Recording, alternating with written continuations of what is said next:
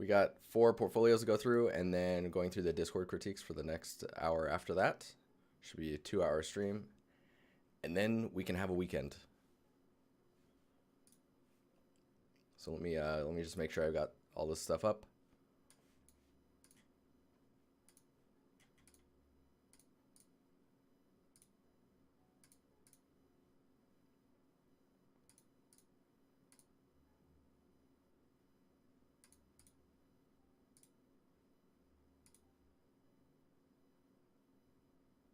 Thanks, Stillman.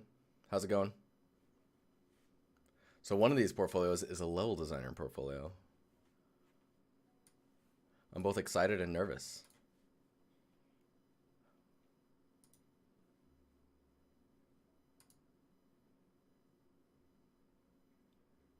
Oh my god. Back in the purple. What's up, man? 4 months. Thank you. How you doing, Hoffman? That music was real. Okay. Almost there. Just making sure everything is closed so I'm not eating up the computer for no reason. Whoa. And I don't know what is in this playlist, so you've been warned. He's pumped about it? Dude, awesome. What do I do with this wire thing? I have this horrible wire situation with my mic. There we go. Vroom. Okay.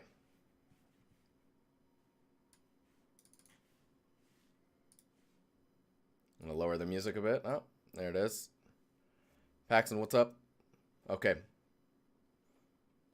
Let's do this.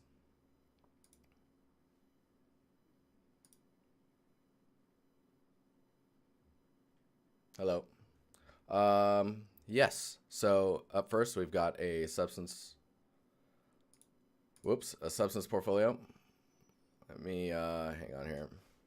I just realized I need another tab, and I don't know what the tabs are gonna display. It's 8:04. Oh my god.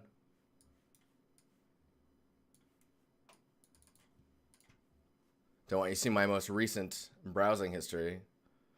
See what companies I'm looking at. No, I'm just kidding.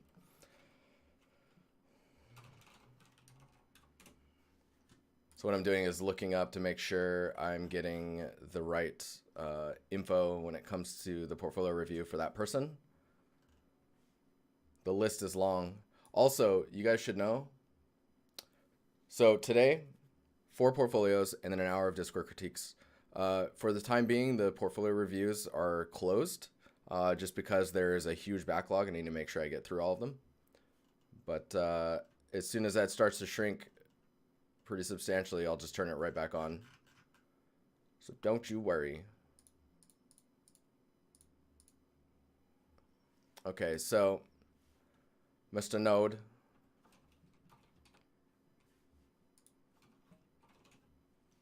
Got a note here. Is try to fill out my portfolio, apply for 6-month internship.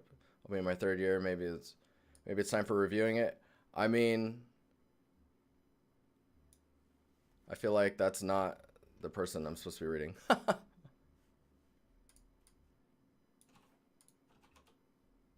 Okay, cool. So, texture artists, for sure. For sure. Diversity is pretty nice in here so far.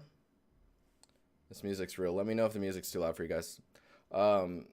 I actually like the diversity. If you think about material diversity and creativeness when it comes to substance or texture artists, it's thinking about like not only how creative they can get with what they've decided to make in substance, but also the range of their roughness spectrum.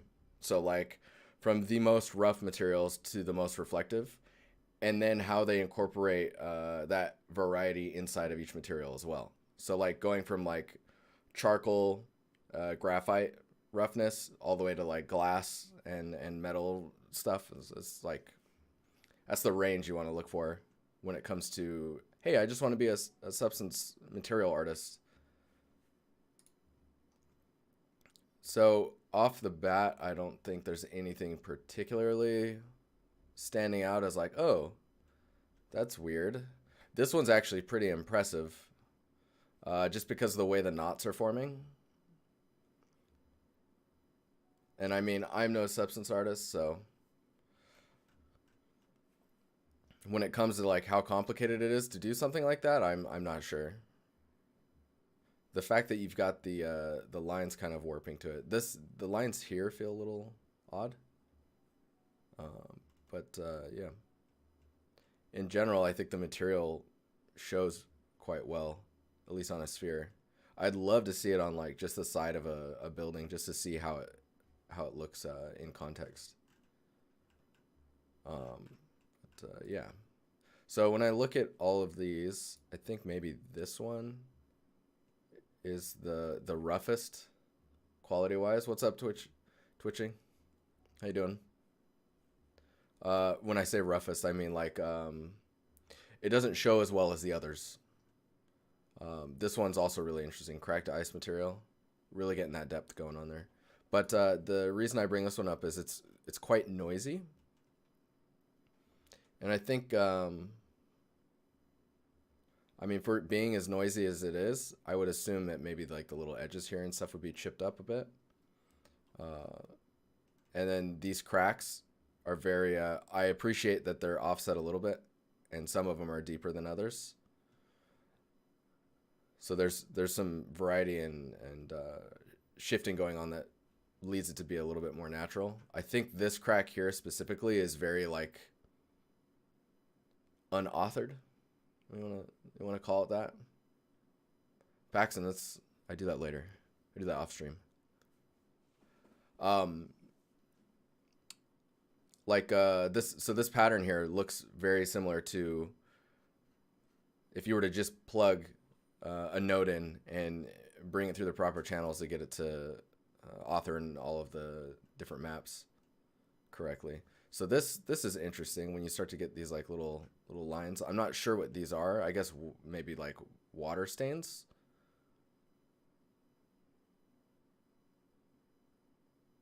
Must be reasonable on Sundays. Yeah, no, you're good. You're good. So this one I think is more interesting just because it's bringing in another element into the material. Is it more interesting than this one just because it's more basic than this. So if you look at the cracks and try to make them more natural in the way that they formed, blurring a little bit of the crack height difference, that way, thank you for the follow, so that it's not like stretching the geo, right? Because I mean, when you preview it in here, we can tessellate it all we want, but when you get it into a 3D environment, it's another reason why you should put these materials like just even on the ground in a 3D package like Unity or Unreal, just so that you can see how tessellation is going to hold up with it in a like actual engine environment. So I was saying if you slightly blur the height map for these cracks, you're gonna give more pixels to this edge to be able to transition to that drop. That way you're not getting these like stretched pixels. This one's cool. So I like this one just because there's some roughness variety to the rest of the portfolio. It's just cool to see another type of material. Paxton, thanks for following, man.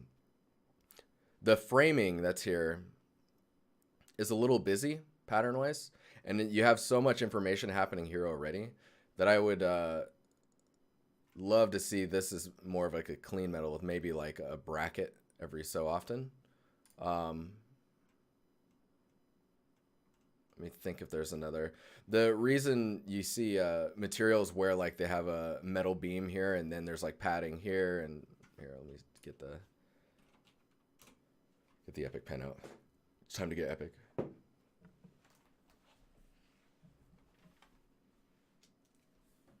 Oh, I need to get the update still. So like, no, we don't need that. So you have a line here, right? And a line here. And maybe this is like a support beam that's painted metal. And then some of the paint's chipped off. So then right then and there, you've got roughness variation of metal. You got some nice edge damage. You've got the roughness difference of the paint. And then maybe like down here, like these two are different padding amounts. Like this here is there, and then like maybe it's double tiled here, and then there's maybe a metal beam separating it out there. So it's just about getting that variety because it's super interesting to look at. Not that this isn't interesting, but keep that stuff in mind when you're looking at this, when you're looking at making materials to get the jobs, you know.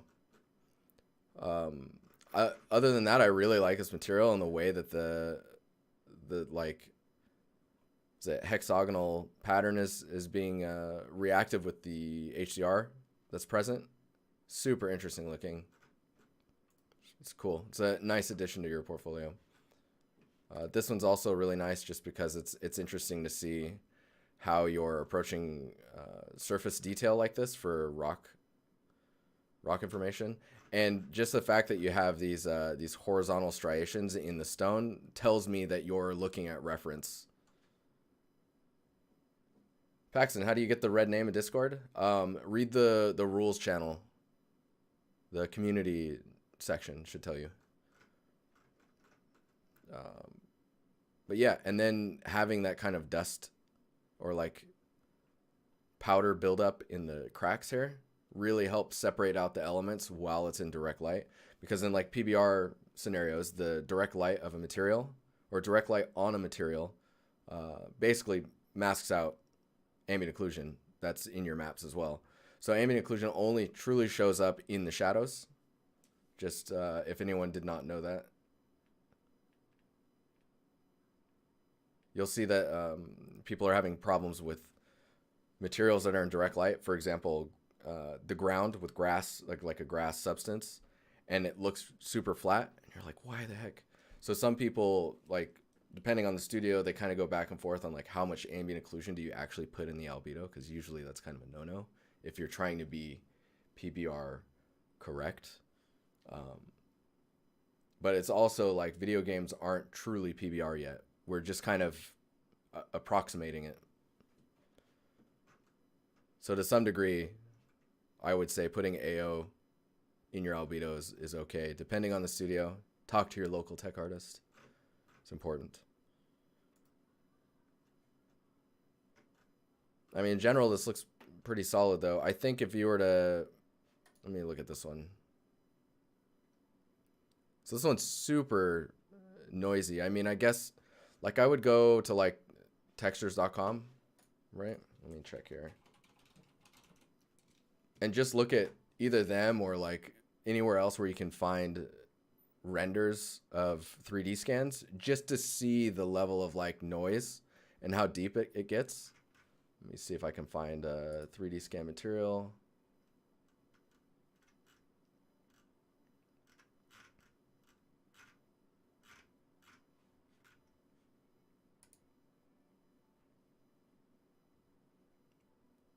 It's like, what? They have no brick 3D scan? No, that's wrong. There's no way. 3D brushes, scans, asphalt, concrete, ground, leather, metal, rust, pavement. No. Stone? Maybe stone. Yes. Okay, I'm just looking for the right one. Okay, so this one, for example. So this is 3D scanned granite stone wall. And you can see, like, when they go to the unlit view or the untextured view where you're just looking at the displacement information, you can see how their noise is. And on a scan, it'll let you know kind of like where your work sits. And preferably, obviously, you would want to find like a material that's closest to yours. Let's see if there's any other data being loaded. Oh my gosh. Like maybe this one. Like, see how relatively smooth? Man, I wish I could get it to stop looping through all that stuff. But yeah, you can see how smooth it is in some areas. And then where all of the damage is, it tends to be pitted. It's like more like pushed into the surface instead of like sticking out. So keep that in mind. I think right now, like a lot of your surface is going up and down in the information. So you're getting a lot of like, from side view, you're getting a lot of this in here, especially in the like gunk between. Hey, thanks for the follow, guys. Much appreciated. What you probably want is more of a straight surface and dips into it. So it's like pitted holes.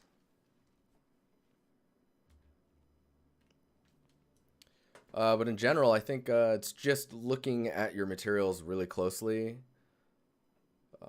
adding some more creativity. Like this was a good pass on it. This one as well, getting some more variety in the material itself, and maybe like some environment examples inside of these materials. So like seeing how it's used next to other materials. And I mean, it doesn't have to be a full-on scene, maybe just in context. Because seeing it in an engine is going to answer a lot of questions for you. Anywho, strong portfolio. Strong portfolio.